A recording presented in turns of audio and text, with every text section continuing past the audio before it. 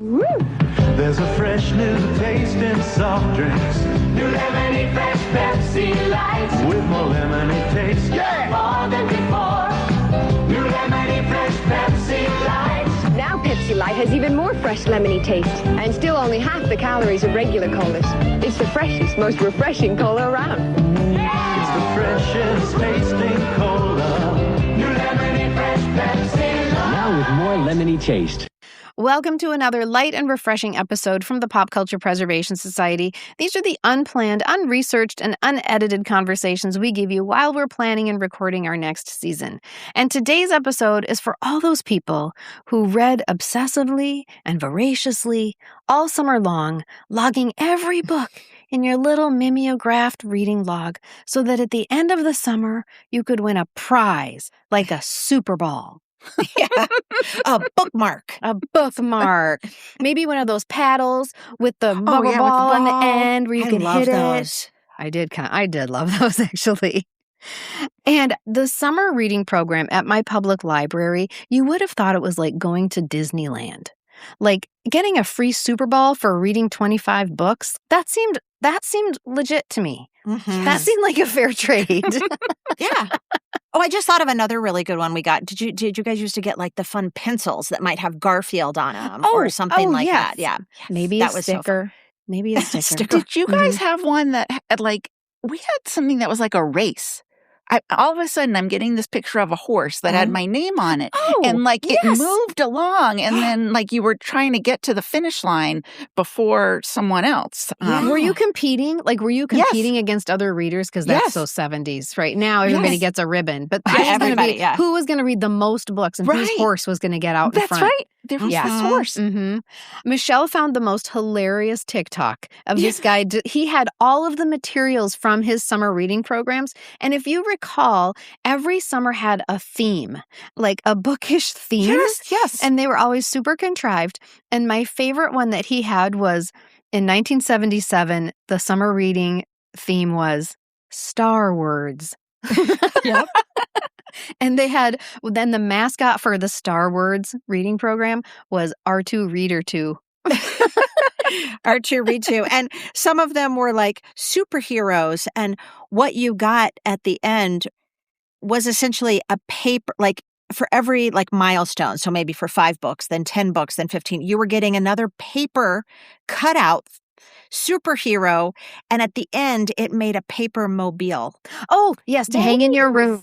Yes. Oh, Yeah. that's a prize. I remember also just the certificate was super cool. You got a Yes. certificate. And my Yes. God, did we not love certificates? And it was a participant thing, right? You The best, participated. but just getting a certificate, and they had that kind of purpley mimeographed ink. It was that's all mimeographed. a little blurry Yes. Mhm. with just the line where then your teacher wrote your name in, or your librarian if it was in the Yes. summer. Right. And I have a bunch of those still, and probably some of them are from summer reading programs. Some of them are from school. They're up in a tub, and I would have gone and gotten some to show you guys, but I think they're up in the attic, and I don't. And it was always lovely cursive.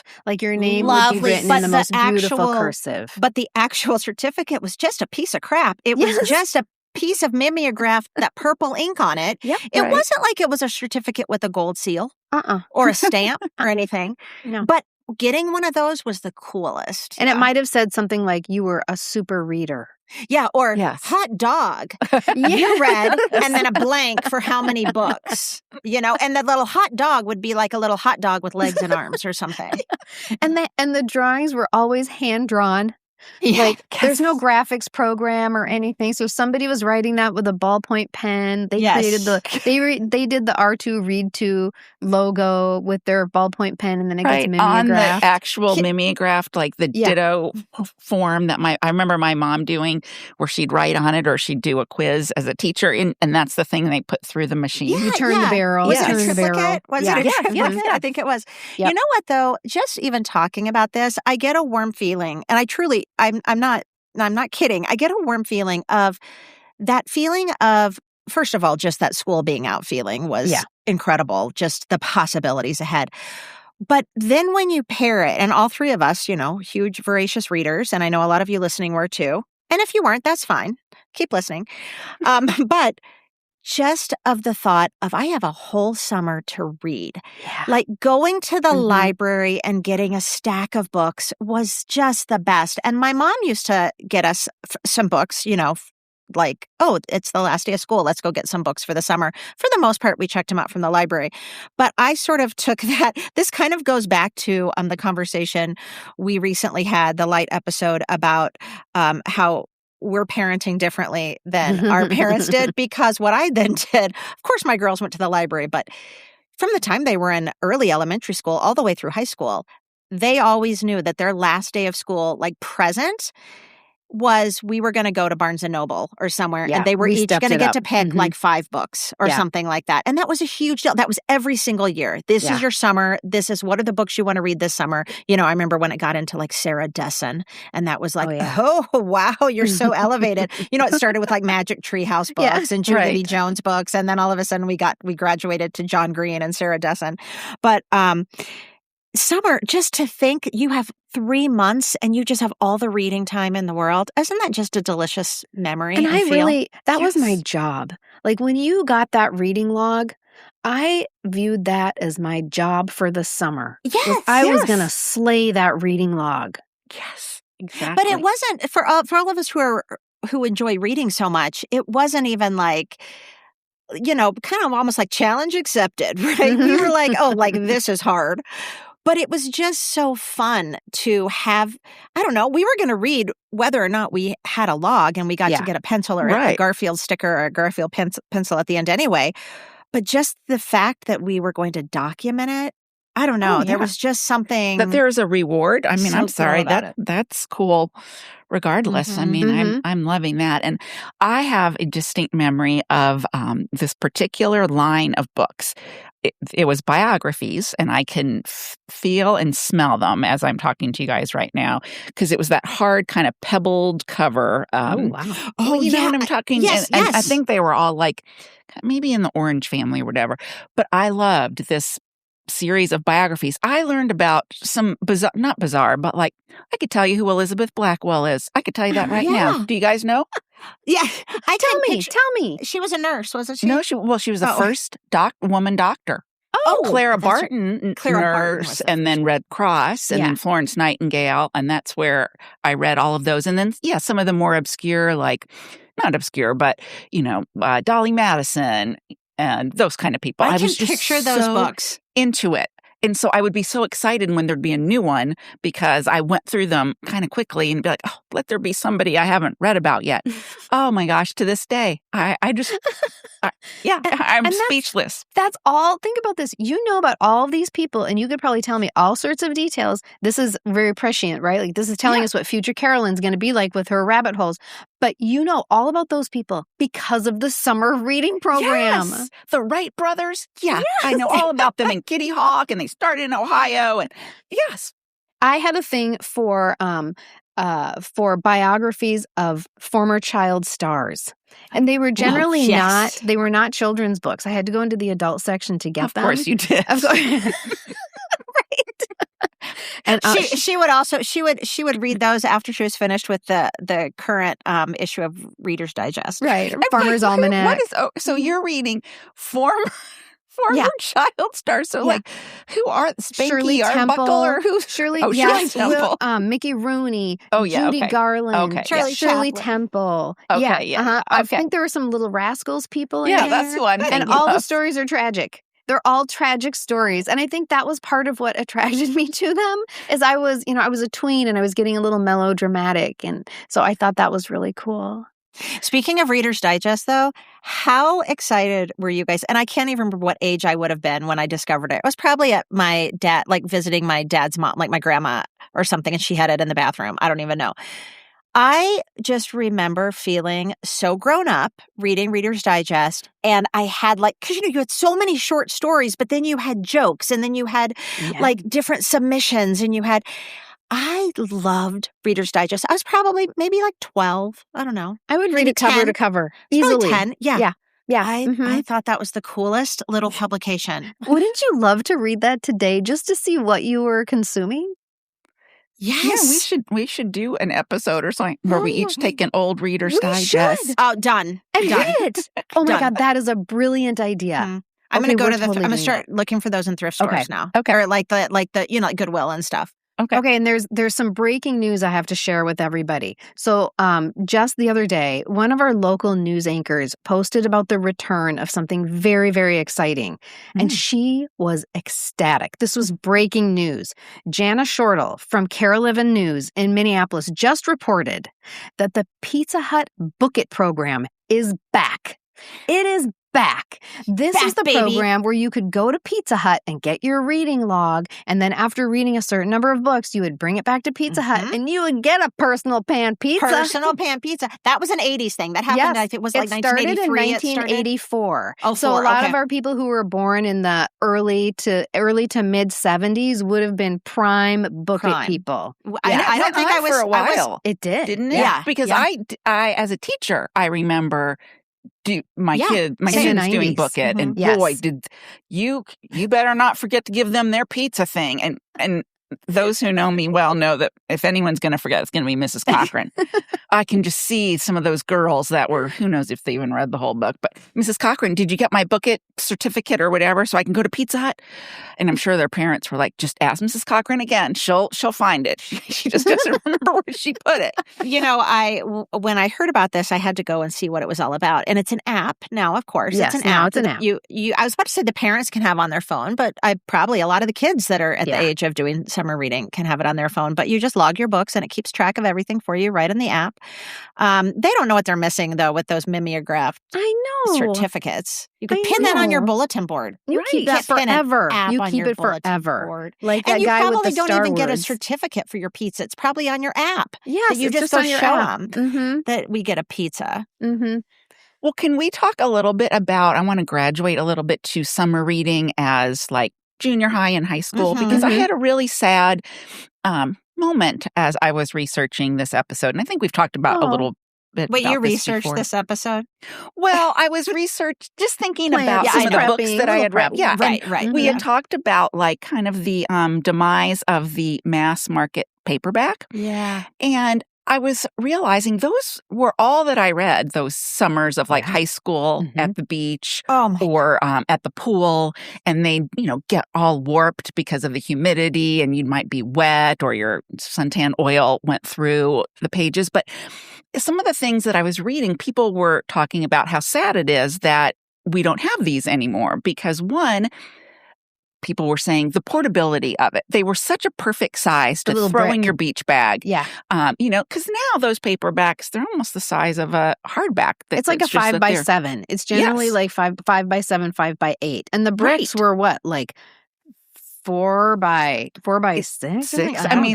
Basically, they're very small. Yeah. And they were so accessible. So price-wise, they were accessible. Yeah. And they'd be at the grocery store. They'd be at the drugstore. Yes. Like you didn't have to go to a bookstore to go get, a James Michener novel. Like I remember reading some James Michener stuff thinking I was so highbrow, in high school. But yeah, being those really thick, mass market paperbacks. I like, though, Carolyn, how you said in like late junior high and high school, you were feeling like I'm reading the books my mom just read or whatever. Yes. Same. And those were my prime Danielle Steele summers. Yeah, like, totally. Danielle Steele, Sandra Brown, Belle the Plain, Sidney Sheldon for me. Rosamund Pilcher for me. I loved all of Rosamund Pilcher's books, like the Shell Seekers and But every Danielle Steele book I could get my hand on, I would read, and I would read over and over. And you guys, she's still writing books. Oh God, it's crazy. It's crazy. Sometimes I see that Danielle Steele has a new book out, and I kind of am like, I kind of want to read one just to see if it's good. Yeah, and I wonder if it's not like a little bit of a ghostwriter. I bet it could be. Sure, she's like a brand now. Yeah. Well, I always wonder, so when we're talking about the summer reading program and we're getting our personal pan pizza and we're getting our Super Bowl, and clearly this motivates us. And I'm just looking at everybody and I'm like, why does this have to end just because we're adults? So here's what I'm proposing. Every time you finish a book this summer, go buy yourself a present. or go to Pizza Hut. One or the other. But why not? Why not keep track of the books you read this summer? And then when you get to a certain point, you get a prize. You get to get yourself a prize. And I have a surprise for you guys. We are going to do a PCPS summer reading program, and I made a reading log. Do you want to see it? Yes. Okay. All right, here it is. I'm going to show it to you. The theme of the summer reading program is Come Sail Away with Good Books. And at the top, there's a little fishing boat, and there's a little word bubble that says, "You're going to need a bigger book." with a shark fin coming out of the water. And actually, the boat looks very much like I forgot the name of it, but the boat in Jaws. And there are instructions at the top, and you are instructed every time you finish a book. There's a graphic on the top of a bookshelf, and every time you finish a book, you have to color in one of the books. I love And then you put the title and the author, and then you have to rate it. There's a star rating, 1, 2, or 3 ratings. I love the rating part. So we have to decide how we're going to get this to I know people. how. I know how. Michelle We're going to knows. put that. So I think what we're going to do is we're not doing weekly readers currently. And anyway, that's really hard to save like a PDF from. Yeah. So we're going to put it on our Patreon page, but for all levels, even our free patrons. So you can be go on Patreon even if you don't pay. Yeah, you can be a free Follow member us just to on kind of check Patreon. it out. So follow us on Patreon, and that way you can see what kind of content we do post for the subscribers, and you can be like, I think I kind of want that, or I want to support the Pop Culture Preservation Society because I know that every single pretty much penny they have to spend comes out of their own pocket. Yeah, and I want to support them for this joy they bring me. So, and especially for maybe, hey, you know what? Maybe that printable of the reading list is worth a $5 a month subscription to you. That's right. Yes. But we're going to put it on there. It's very easy to just download, and then you can print it off yourself. And keep track. Put it on the fridge with a magnet. Yes. With one of those letter magnets. You know, all the different colored letters. If your refrigerator is magnetic anymore. I know. That's ours right. isn't. What a loss.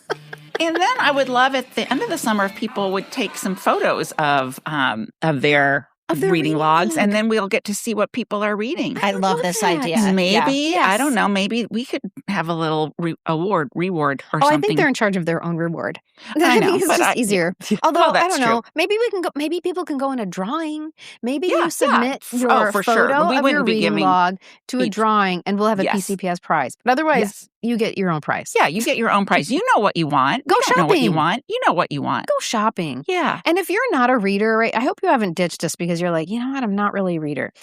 I have talked to so many people recently for whom reading has become very difficult. I get it. I totally get it.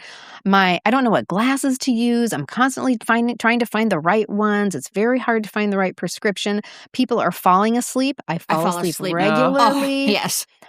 People talk about their not being able to focus, their minds are wandering. We all know what that is. We're addicted to our screens, and it's fracturing our brains. So I'm just letting you know, this summer, I am once again going to do a phone Breaking detox. up with your phone? Breaking up with my phone. Again, it takes a lot of times, you guys. It's never permanent. It takes a lot of times. And I'm doing that in order to preserve my reading, because the more I'm on my phone, the more difficult and unenjoyable it is to read. And that's just sad. That used to be one of the most important things in my life, was reading a good book. And I've been robbed of that by Mark Zuckerberg.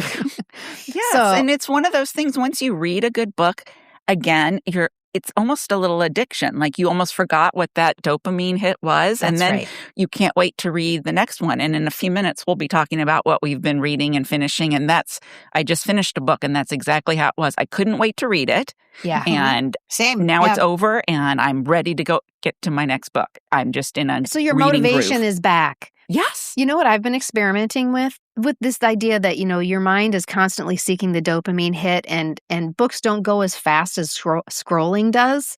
So I think that's part of why we're falling asleep and why our minds wander. And so first I thought, you know what, I'm going to try and meditate first before I read. But then I bought this tea. It's called Relax the Mind, and it's got ashwagandha and a bunch of other stuff in it. I don't like lavender and chamomile, whatever. I have a cup of tea before I read. You guys, it's working. Really? It's working. My mind feels like it's slowing down a little bit. Yeah. And that I'm helps impressed. me connect with the book. I've got some gummies that I should. Same. Well, I sometimes Colorado. will put headphones on or my earpods in and go on to Spotify or Insight Timer, which is a app that I know Kristen and Michelle and I use, and just put in reading music. And there is music that is specifically like for focusing and stuff. And there's like those binaural beats or whatever all that those terms are. And that really works too. There are no words, obviously. I couldn't do it if there were words, but whatever is going in my head is helping me focus. I'm doing that. I'm totally doing that. I didn't realize that was in there. Yeah, I'm going to start doing that too. And I have to give everybody permission too. If you are having difficulty reading right now, here are some of my tips. Read a shorter book. It's okay. It's okay. I'm very intimidated by the big fat book. I think part of it is I feel time scarcity, and my TBR is so tall. I'm never going to get through that pile, and I can't devote all that time to the Barbara Streisand memoir. It's okay to judge a book by its length. And what I found recently, I read a book that was only 170 pages, and my motivation to read that book was so much higher, and I didn't fall asleep.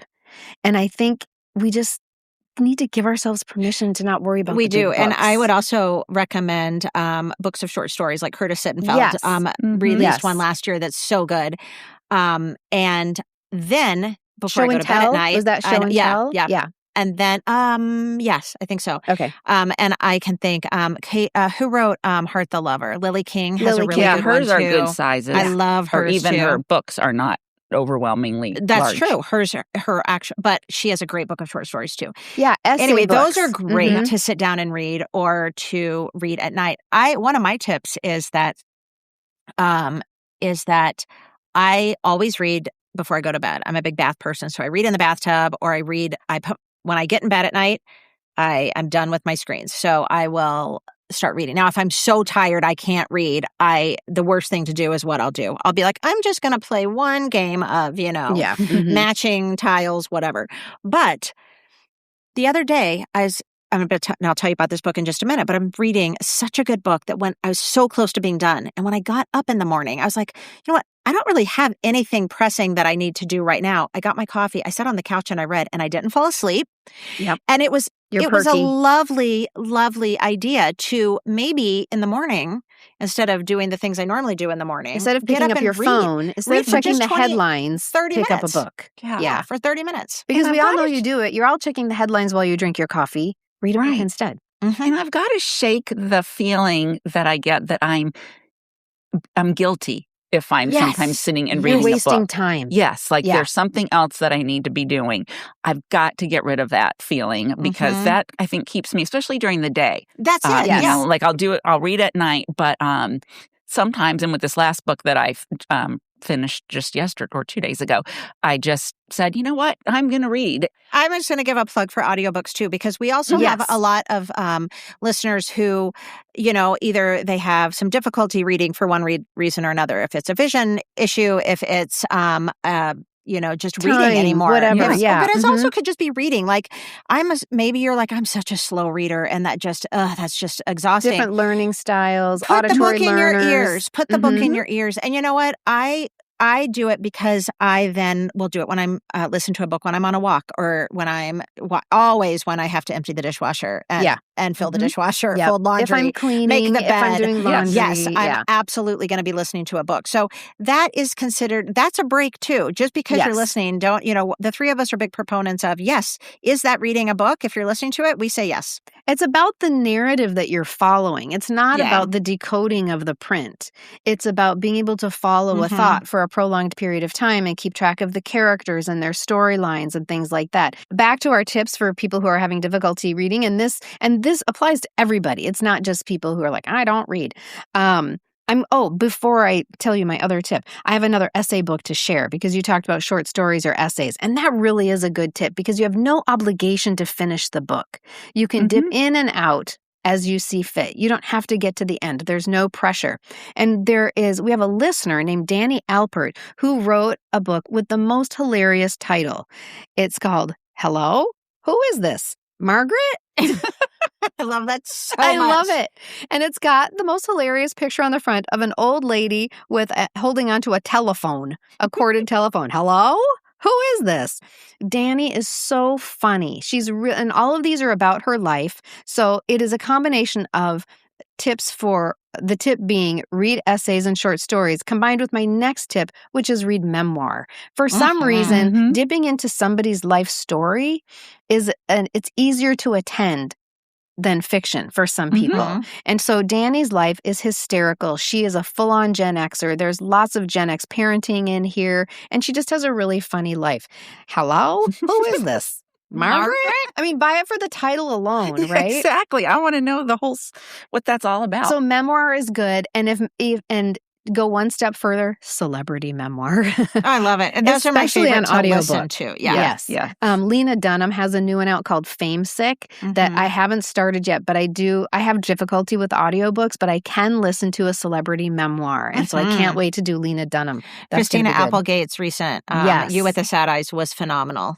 Yes. Everybody's loving that book. Yeah, it was amazing. So before we go, we'd like to share some of the books that we've been reading that we'd like to recommend for you to put on your TBR. Oh, yeah, go ahead. Can I add one last tip that I thought I didn't say because I thought for sure, because you say this to me a lot and or to us a lot, that I thought you were going to say, is also, listeners, if you get X amount of pages in and you're not feeling it, let it go. Done. It's okay. It's DNF. not a requirement that you read the book. You're not in school anymore. Right. So even if you're like, but I bought it. Well, guess what? Go put it in a little free library, someone else, and consider that a gift to someone else because someone's going to love it. So, Kristen, you had like a formula of how many pages. This is how long you give a book. I regularly quit books. Yeah, same. It's not that the book is bad. This book is not for me. Somebody else will enjoy this book. Exactly. Let them enjoy it. It wasn't written for me. We're all different readers. Anyway, here's how you decide how many pages you give it. And I'm going to give you, there'll be one exception, but we'll talk about that later. And it is 100 minus your age is how many pages you give it. So if I'm 58, I get 42 pages. Yeah. I only have to read 42 pages. And if I'm not loving it, put it in the little free library. Somebody else will enjoy it. Yeah, that's what I think too. And I am like, now that I have my beloved little free library, I'm way more, what's the word I'm looking for? Like discerning maybe of what your time is precious. For that, if I quit it, or if I finish a book and I go, was it 5 stars? I keep a little book journal and I'll be like, if it wasn't 5 stars, I don't even keep it in my house anymore. I don't either. I love my books and I love all my bookshelves full of books. But now when I look at my books, I'm like, these are all my 5-star books. And I have shelves of them, but because I have a little free library. And surely, even if you don't have a little free library in your neighborhood that you can donate a book to, donate it to your local library if it's in good shape, because then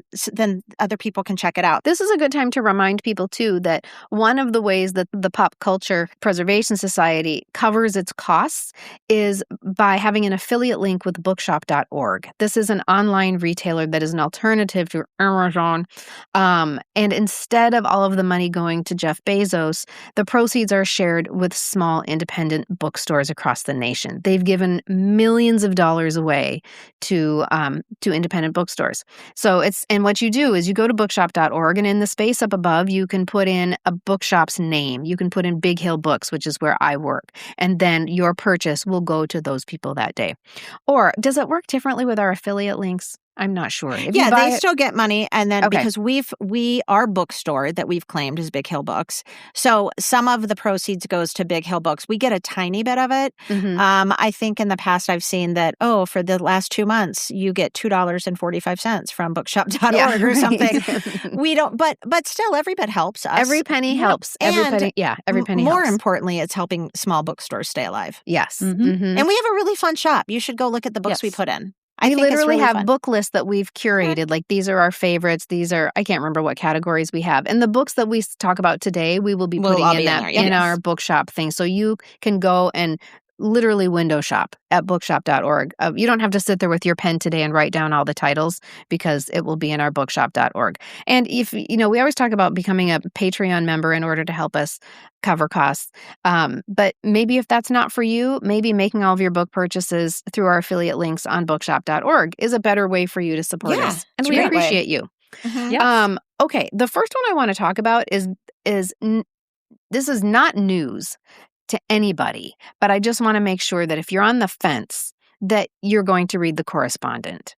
This is a runaway hit by a debut author and nobody saw it coming. It is growing organically, not because the publisher, put her on the Today Show or anything like that. This is spreading word of mouth. And it's an epistolary novel about an older woman who's kind of curmudgeonly, and she worked for a judge, and she's just writing letters to all of the people in her life. She lives alone. She's got children. There are issues with people, but she has lots of different relationships. And there is an arc that you need to follow. So what I need to tell you, if you have not yet read The Correspondent, you need to get to the halfway point. So that formula that I told you about before, where you only need to read 42 pages, for The Correspondent, you might need to read half before you are suddenly so invested in this curmudgeonly woman and what her life is going to be. Right. And also because a page might only be, because it's an epistolary novel, each page is kind of devoted to a letter. So when a new thing starts, doesn't it start like a new page? So you might have a page that only has is half full. Half a page. So to speak. So It'll go fast.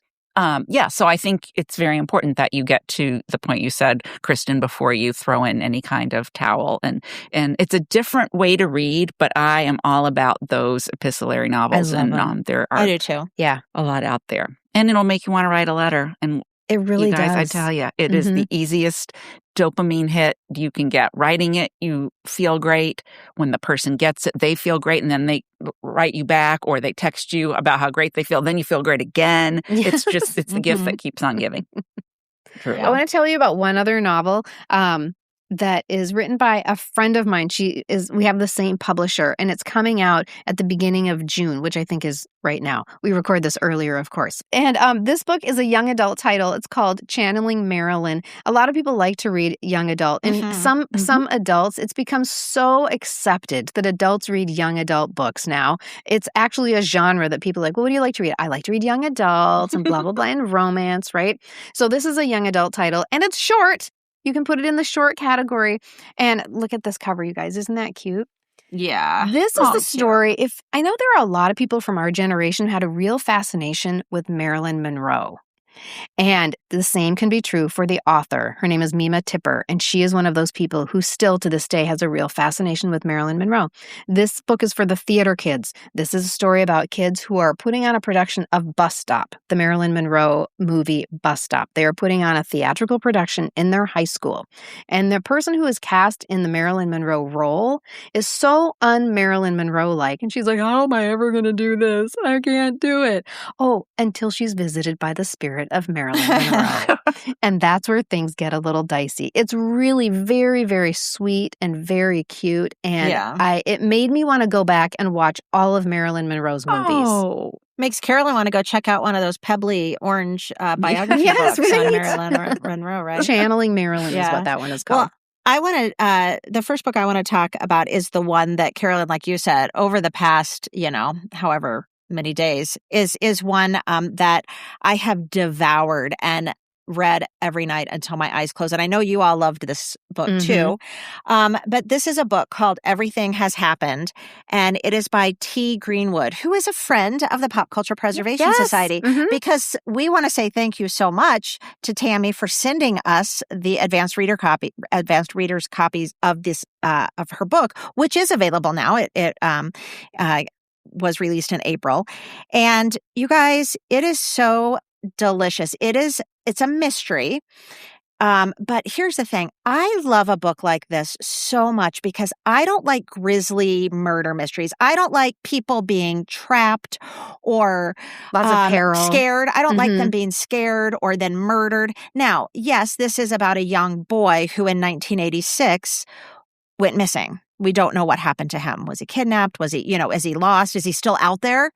50-something year or 37 years later. But the thing I love about this book is that it goes back and forth. But the main characters, Charlie definitely is as a main character, but the main character, Edie, is his sister. She was 18, but it goes back and forth. Between the years, you mean? It goes back and forth between 1986 and now. Yeah. Present. It's going between 1986 and 2023. And, but it's so it's so great because, yes, at the heart of it is this mystery, right, of this boy, because now we're in 2023. He's been missing for how many years? Right. But every time we go back to 1986, it's like the year leading up to it, to when he went missing. So every time we go back to 1986, we get these delightful, just slices of life from 1986 that all of us full of 1986. Chock full that all of us can relate to. For instance, I'm going to read straight from the book here. I say, so another one of the main characters is named Trill, and that is Edie's new girl in town who becomes Edie's best friend, and then the relationship that grows between the two of them is just. It fills your heart. It's so wonderful. So Trill says, the Oscars are on Monday night. Maybe I could come over to watch. The idea of Trill coming to my house made me feel queasy. I thought about Andy, the way she hadn't wanted Blaine to pick her up at home, ashamed of how different their lives were. Though Trill certainly wasn't a rich snob, her home was magical, beautiful, artful, while mine was not. She thought John Hughes was middle America. I tried to imagine Trill sitting on our ugly plaid couch eating popcorn from the stainless steel barf bowl. Wondered what she would make of our matted shag carpeting and popcorn ceilings. It's so little, just all full. the way Yes. that T. Miriam's Tammy, but she writes under T. Greenwood. But the way she drops all these references in, didn't you guys love that? Well, it's important because you have to believe that you're in 1986. Yeah. Sorry. And it really does a good job of placing you right there. You can you start to remember things. You get Husker-Du'd about things. Like you even know you just mentioned the Oscars. They talk about all the contenders for the Oscars and who they hope will win. Do you guys want to know who the contenders for the Oscars were? I'm going to tell you right now because she includes it. This is a whole conversation they have. Okay, so I'm just going to tell you. So who hosted that year? Robin Williams and Jane Fonda did. So there has to be a little Mork and Mindy talk, right? And then the Best Picture nominees were Witness and Kiss of the Spider Woman and Brazil and The Big Chill. Is that right? But things like that just make the book so much more authentic. She's not just saying, we had really big hair and we used Aquanet, right? She's really grounding you in the time period. It's very organic, the way that she weaves in those little moments that all of a sudden you're there. You're not there necessarily. I mean, it's written so well, but you're there because you've been there. Yes. Literally. Like you have, there's a scene where her mom has marked in the prom issue of 17 magazine some prom dresses that could be an option. Not just any prom dresses, gunny sacks dresses. Yeah. Oh my God. And the ruffly and the... Yes. And the pastel, I think she calls them like Easter egg pastel colors. And you're there. You have been there. You know that issue. Probably you're in your head thinking, oh, I can think of those ads. I know that. And so it's a way of almost being seen. I can remember the very first time I had one of these moments was when I read Judy Blume's Summer Sisters. And I actually went back to look at some parts there, to look at some of the parts in the book, as well as she has, not the chapters don't have titles, but the parts of the book of Summer Sisters have titles, and they're all song titles. And I remember thinking how creative and how marketable this all was, because this book came out in the early 90s when Summer Sisters. Sorry, I'm digressing a little bit. And that's when we're all kind of coming into our adulthood, having kids, and I was like, oh my gosh, yes. So the two characters, if you haven't read Summer Sisters, they have the same experience as we had in the summers of, 70s and 80s.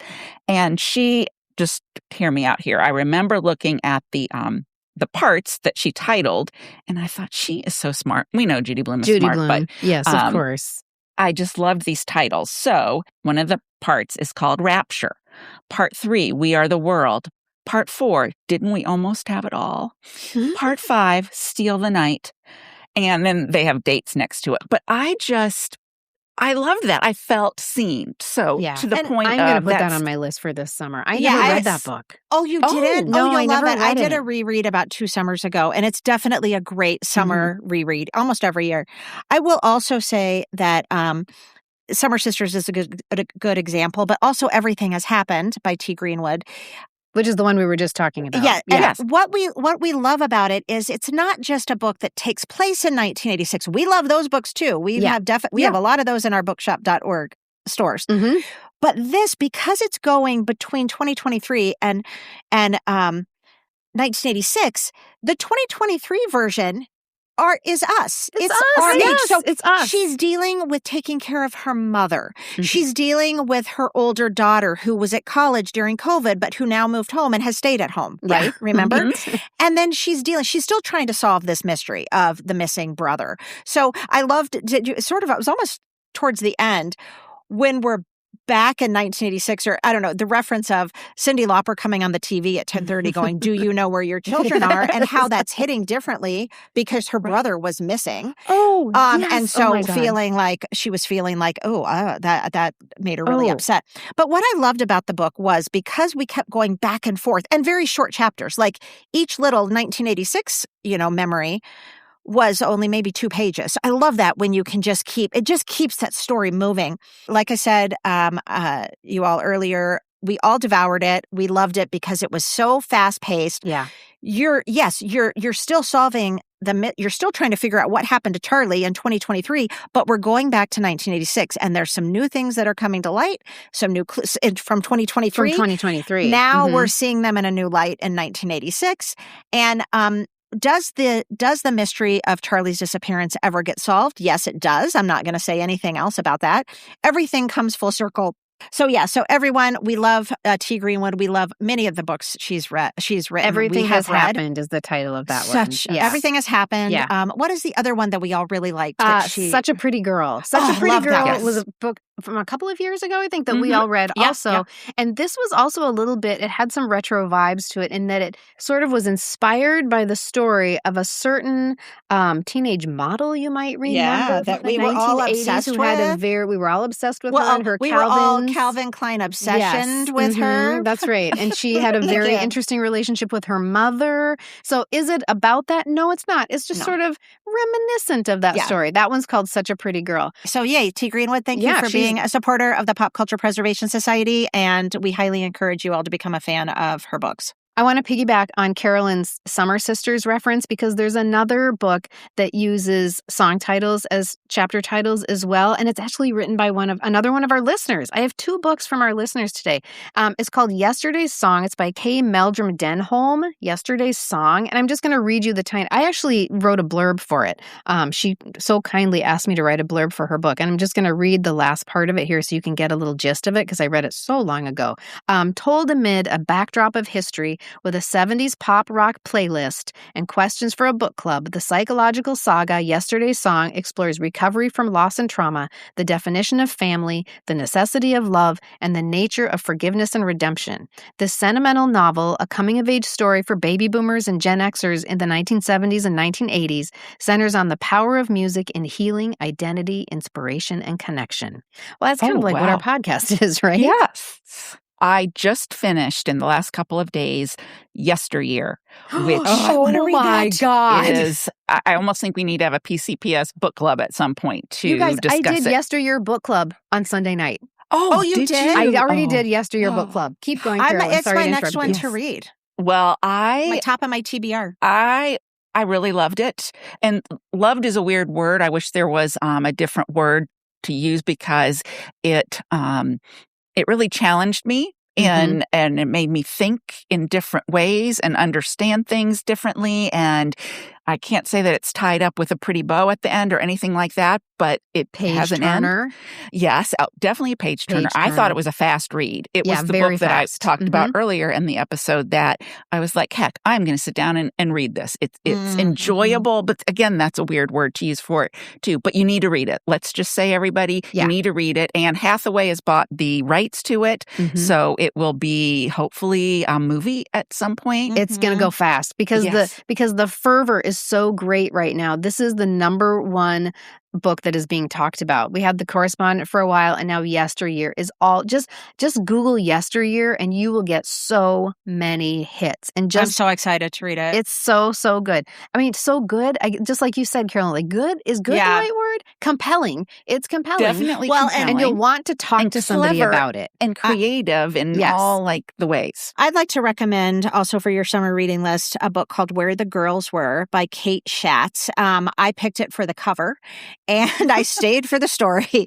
The cover is so groovy and the cover is a piece of art. It's fantastic. But it's basically the story of a young girl who is finishing her senior year of high school in the late 60s in San Francisco, or just right across the Bay Bridge from San Francisco. And she, just lives up in she was, going to be the valedictorian. She's going to Stanford and she's done everything right her whole life. She has dotted every I and crossed every T, and her mother throws the best parties and, everything. She is the quintessential good girl. And she goes to a party one night with her kind of wild cousin, but it's like her best friend over in San Francisco. And she falls in love with a hippie, and she gets pregnant. And what's going to happen now to all of the dreams? She is pregnant. This is going to be, what is her mother going to tell all the women at the club? She still has, she still has to, finish high school. She has to, what is going, and this, I'm not spoiling anything. This is all, I think, on the flap, but she's close enough to finishing high school that she's able to graduate high school, and nobody knows.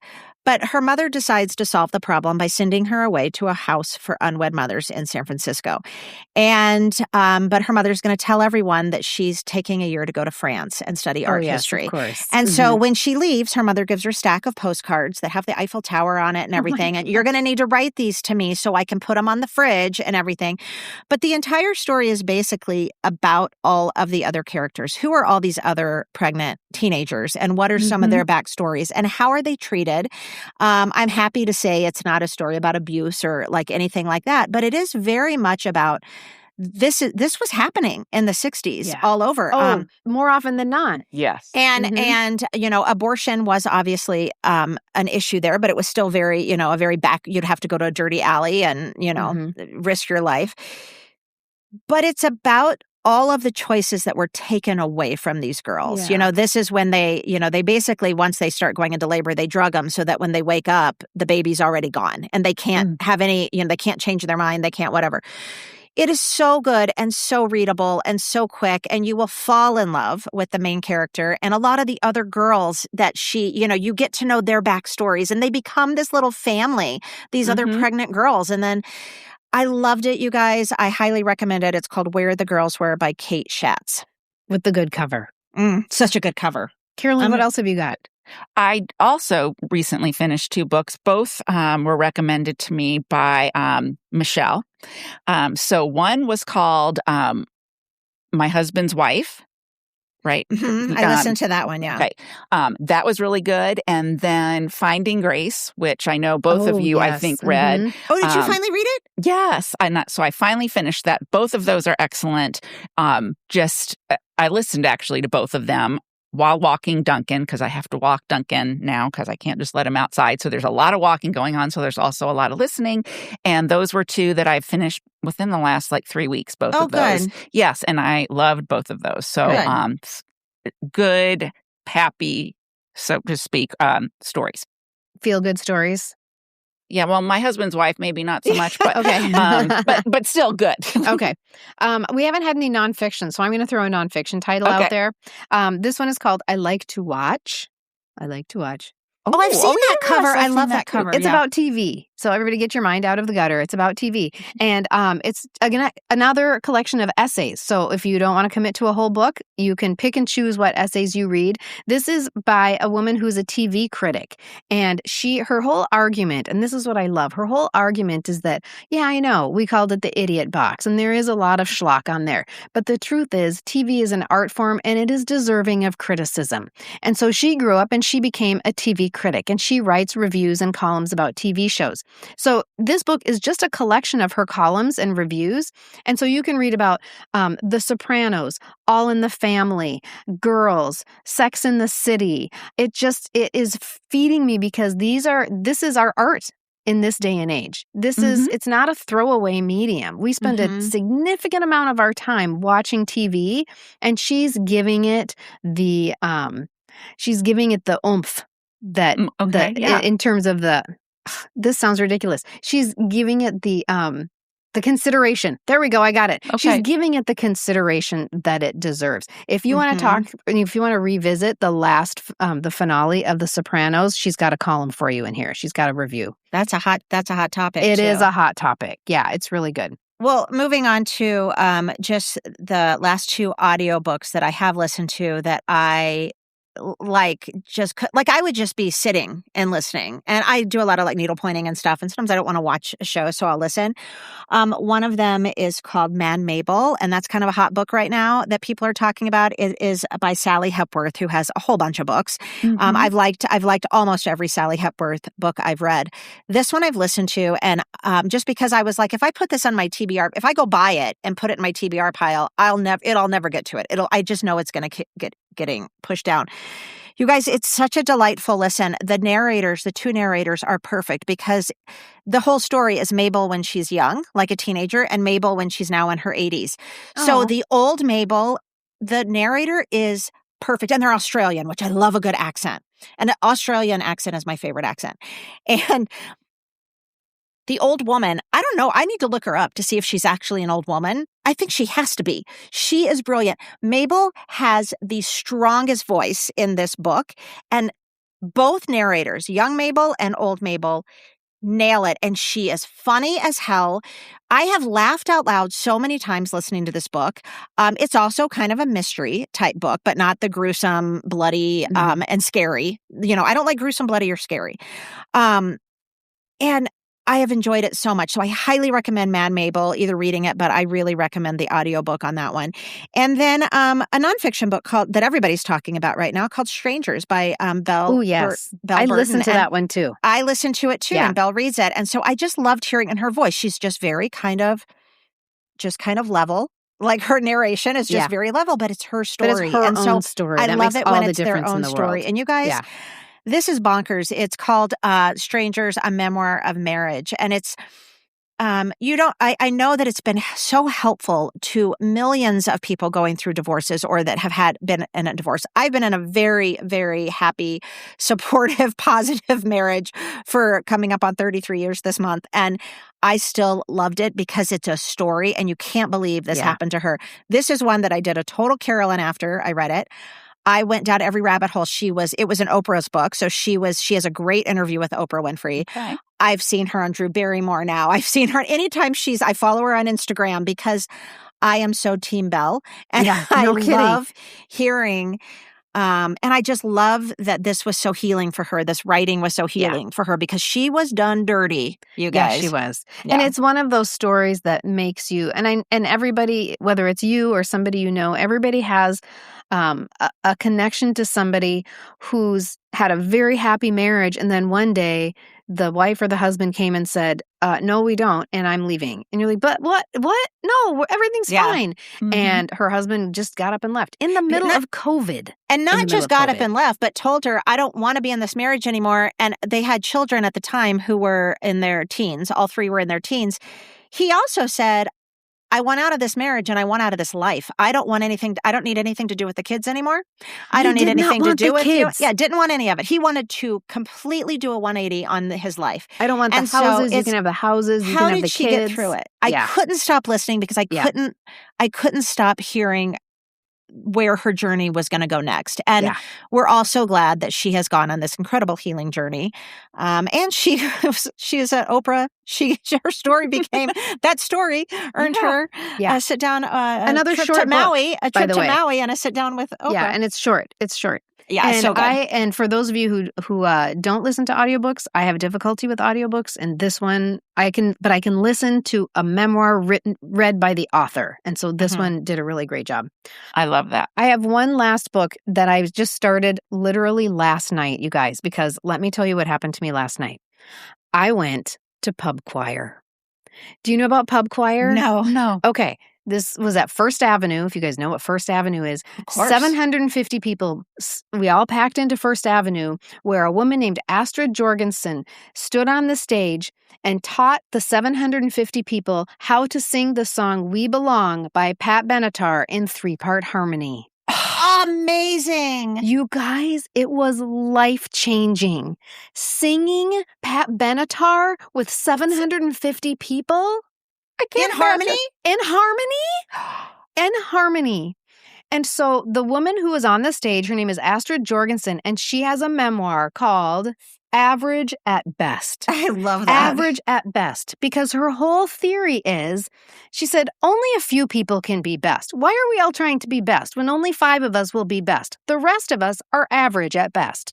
And why should we, the average people, not be allowed to sing? We should all be able to sing. You. Yes. Even if we're not the best. And so she's so funny on the stage. She's like, okay, if you don't know, I'm going to tell you this part, but if you can't figure it out, go find the music teacher. There's somebody around you who can sing it. You have to stand by them. And then you just copy them. Hold hands. Everybody hold hands and just copy that person next to you.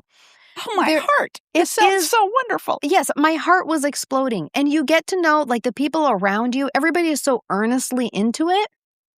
And everybody is around you is like, you're just bonding. You're bonding without even, like, there's one guy who kept, every time we would sing, he would, like, turn around at a certain part and look at me and, like, nod. Like, we're doing it. We're doing it. It was so, that sounds so fun. Healing and fun. And as we walked in, we were like, what do you think the crowd's going to be like? Because, first of all, it's First Avenue. Long ago, I was like, I think this is my last concert at First Avenue. I'm too old for this now.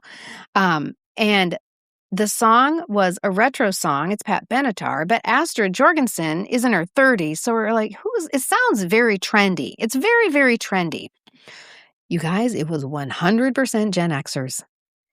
All of us. All of us. And you know what? It's probably not a coincidence that it was all Gen Xers, because I would have loved to have been in a choir when I was growing up. But you had to try out, and I was probably not even average at best, but I never got to do that. And so I wonder how many other Gen Xers would have loved to have been a part of a collective choir. But, either you had to choose an elective and you were in band or something. But that's the thought that I could do that. Is she on tour? Or yes, she's on tour. So check it, pubchoir.com. Yes. Check it out, because it could be coming to a place near you. I highly recommend it. You will feel like $1 million when you walk out. That. Her memoir, Average at Best. She's from Australia also, by the way. So I'm in my mind, I'm reading it with an Australian accent, and she is hysterical. So not only is this short, it's also super funny. And because I'm reading it with an Australian accent, it's also very endearing. This book this is complicated, but stick with me here. The book is out in Australia right now. In the US, it will come out in August, but we were able to buy it because we were at her event. That doesn't mean you can't pre-order it. You can pre-order it right now and you'll get it in August. So it'll still count for your summer reading log. So you can get your Super Bowl. Well, I'm going to share a couple that are on my TBR list, and I've added actually a couple more as we have been talking, because I am going to do several of the books that you guys have mentioned. But one that I'm really excited about is called Work in Progress. Okay, it is a memoir. It is by James Martin, who is a Jesuit priest. Why are you going to do that, Carolyn? Actually, one of our listeners emailed us and said, you guys have to read this. This is so Gen X, this book. You won't even believe how Gen X it is, because here we are. I know who James Martin is, and I do love his message. And in terms of the Catholic faith, he's on the side I would be on. But anyway, his title is Work in Progress, Confessions of a Busboy, Dishwasher, Caddy, Usher, Factory Worker, Bank Teller, Corporate Tool, and Priest. Oh my goodness. I'm going to listen to that. Did the whole thing. I'm going to listen to that, yeah. And Stephen Colbert has a blurb on the back. Mary Carr, who I love, kind of the queen of memoir. And he has an accompanying playlist. It's the playlist that he listened to while he was writing the book. And I just want to share some of the songs on his playlist. The very first one that comes up, Afternoon Delight. Our Jesuit priest has Afternoon Delight on his thing. Let's see, Bohemian Rhapsody, We're All Alone, Rita Coolidge. Oh, I love that song. Summer Nights from Greece. Yeah. We've got Dust in the Wind, Roxanne, One Way or Another. Rosalita, another one of my favorites, Bruce Springsteen. We got The Beat. He's got the Go-Go's on here. He's got, let's see what else. There was another one I wanted to. Emotional Rescue by the Rolling Stones. Oh, yeah, that's a good song. The Logical Song by Supertramp. I mean, this could be in my playlist of my youth. That's a good So playlist. It's a really good playlist. That this is going to be really interesting to read because he, up until the priest part, I mean, there were so many other things that I could relate to in terms of jobs, and I'm sure many Gen Xers could. And the cover, well, you guys can't see it, but it's like him in a photo booth, literally like when he was a teenager, and so it's God, the he's so strip cute. of film from when he was in a photo booth. And I just love the fact that it's so Gen X centric that we had a listener email us and say, you got to listen or read or listen to this book. That's a good recommendation. Yes. So that's that is one. And then the other one that I thought looked really interesting, kind of picked it up for the cover and the title and the subject matter. It's called You Didn't Hear This From Me. And it's kind of an anthropological look at gossip and why we gossip. And it's, you know, I figure we kind of do it on here, so I felt like maybe I could give it a little bit of some science behind why we like talking about other people. Yeah. So there you go. You didn't hear this from me. 2 other titles. And again, everybody, all of these titles will be in our bookshop .org shop. But 2 others that I have read in 2026 that are 5-star reads from me that I've loved. One is called So Old, So Young by Grant Ginder, Ginder. Very take on a Big Chill type thing. You're going to follow the same group of friends for decades, but every chapter is a different party they were at. Oh, cool. So that's how we get their relationship, but very much a friend group that grows. And so they're all about our age now. So that's what's kind of a fun thing. And then American Fantasy by Emma Straub. Oh, American Fantasy. Yeah. That's right. So it's very much, it's a cruise. It is also actually all based on a fangirl cruise that Emma Straub went on. Was it New Kids on the Block? New Kids on the Block. Yeah. I loved this book. It's very cute. It's very quick and accessible. And of course, it's not actually New Kids on the Block. It's called Boy Talk. And the people on the cruise are called the Talkers. And there's one reluctant talker there, and she's sort of like, she has a bird's eye view to the entire phenomenon. But you also get to know the individuals in the band. They have these very distinct personalities. And you're like, oh, this is the Joey one, and this is the John character, this is the Jordan character. It's very, very satisfying. It's super fun. It was it's a perfect, talk about a good summer, like a beach read, pool read, vacation read. I love it. One that is still in my TBR, and you guys, how have I not read it? Because of the title alone. And because of what it's about, but it's called Meet the Newmans. And I love that book. I still haven't read it yet. It's very cute. It's very cute. So cute. And then Go Gentle was actually an Oprah's book club pick, but I love the author, Maria Semple. I've read several of her books that are that I own for years ago, decades ago, and they're 5-star reads. She's probably about our age. And the synopsis sounds amazing. And another one, a previous favorite book of mine, 5-star read, that I probably picked for the cover about, I don't know, I want to say like maybe 2 or 3 years ago now, is called Mame, Maame, but you pronounce it Mame, by Jessica George. I loved that book. The cover is incredible.